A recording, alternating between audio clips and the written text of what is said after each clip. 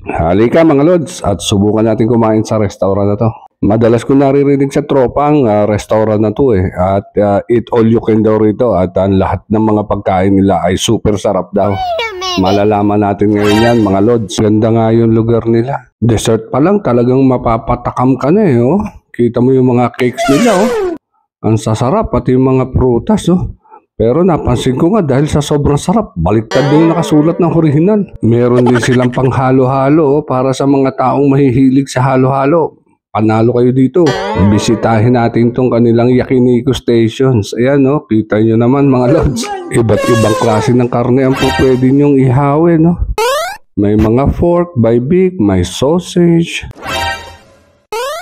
Kayo na bahalang pumili kung ano yung gusto nyo. Meron din dito mga shells. May mga fresh fish. Ayan, no? Kita nyo na, may mga squid sila.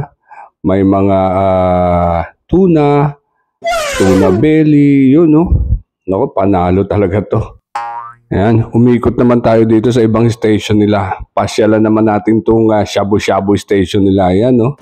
May mga meatballs, may mga may kikiam at saka mga iba't ibang klase ng dumplings nila mga lods.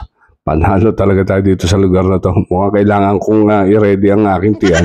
Mga ilang pounds na naman kaya madadagdag sa akin dito paglabas ko ng restaurant na to. Naku po, ayan, kita nyo naman. Pagdating sa shabu-shabu, iba't ibang klase ng pre-cutted na gulay ang kailangan nyo na andito lahat. At kayo na rin ang bahalang pumili sa mga sauces na nandito. Ayan, no, iba't ibang klase ng sauces. Pagdating naman dito sa kanilang Maki Station, ako po, eto na nga, sabi ko na ito ang aking paborito Bigla tuloy akong ginutom nung napagawi ako rito Pero teka, ilapag ko nga muna itong cellphone ko at makakuha muna ng mga ilang piraso at maupakan nga ito. Mahan nga natin din ng konting kimchi at saka nitong sweet and spicy dilis. Sarap. At habang kumakain kayo at inabot kayo ng uhaw, ayan, sari-sari mga juices yan nandyan. At nung nabusog na ang inyong kusinero, ayan, nagpicture-picture na lang ako.